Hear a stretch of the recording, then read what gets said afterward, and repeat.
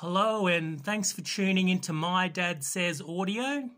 If you've been here before, welcome back. If you're new here, welcome. Today we'll be doing part 2 of our tone arm video. Dad's got a few things to cover. Dad, what can you tell us about the tone arm? Okay, we've had a few queries as to our first video on tone arm rewiring, and I had promised that we would be doing a relatively simple upgrade that a lot of people will be able to do and experience themselves without too much skill involved. If you're reasonable at soldering, here's a very neat way of upgrading your existing and or new tone arm wire. This is the tone arm I showed you last time, and what I've designed here, or imagined if you like, is a way of actually burning in the tone arm wire itself, because normally you just have a cartridge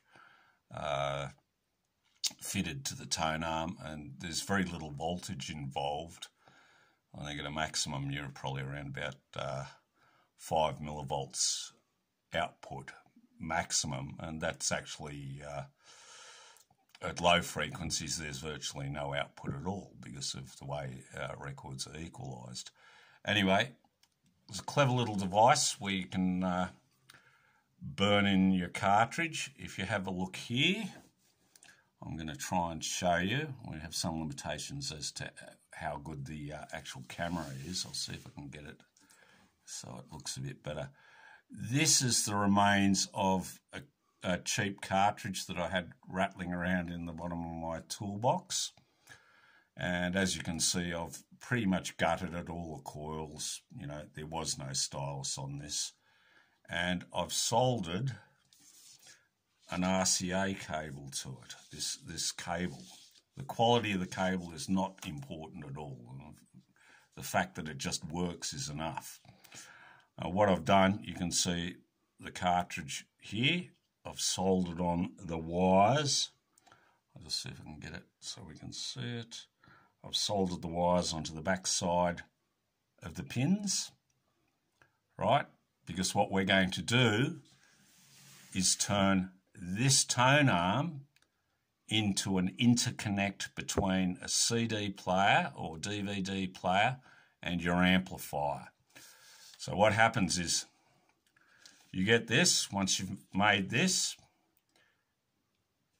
you bolt it to the, bolt it to the tone arm, plug the clips into it. This end of this cable, if you have a look, I'll try and get it all in screen. This end goes into your line level out of your CD player or DVD player, whichever it may be. It doesn't really matter. The whole idea is that we're going to be burning this cable in. A lot of people say, oh, I'm still waiting for the tone arm wire to burn in. Well, you'll probably be waiting 100 years before that ever happens unless you use this technique.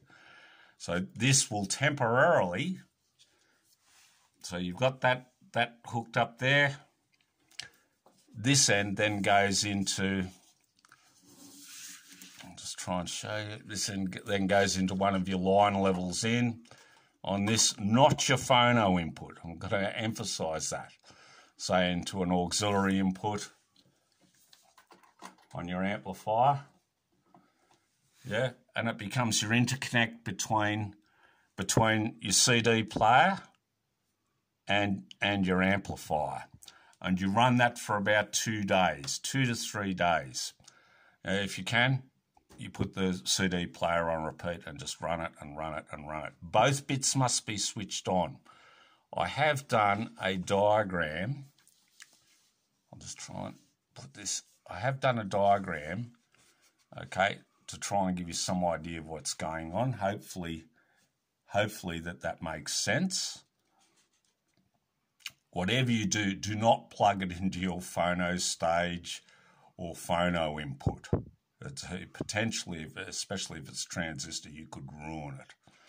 And and it'd sound horrific anyway. Definitely do not plug it into that. Once you've finished burning it in and you pull it all apart and you reinstall your tone arm, yes, then you put it back into your phono stage. But I find that this technique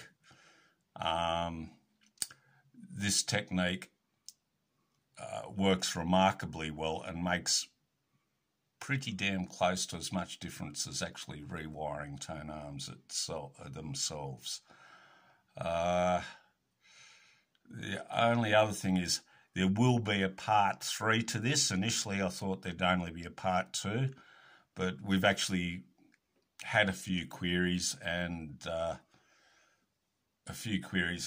there's a few things that I'd like to be able to answer for people with regard to some of their queries. I guess this is that's about all I can sort of show you. Just do think very carefully about what you're doing. The only really tricky part is doing this. You've got to find, whatever you do, if you've got some nice cartridge, I'm not recommending that you butcher it like this. This is just to serve a temporary purpose. And this was pretty much rubbish. You know, it was a very cheap cartridge to start with. It is notable that maybe some of you know the company Nordost, who makes some very expensive and exotic cables, both interconnects, speaker cables and power cables. They actually do a device which is, I believe, a couple of $1,000 that burns in cables.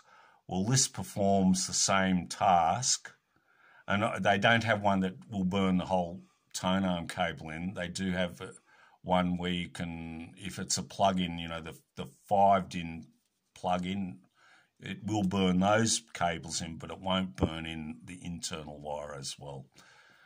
I've had nothing but good results from this, and it's quite a good upgrade.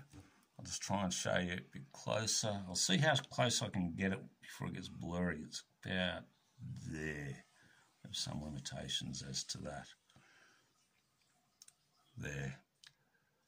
So I'll try and get another video out and answer some of your further questions as to rewiring, and maybe I can even show you some of the techniques I use, soldering, etc., and some of the little clever techniques I've picked up over the years as to making the job a lot easier. All right, everyone, hope you enjoyed the video. If you did, please consider liking, commenting, subscribing and sharing. Until next time, take it easy. Bye.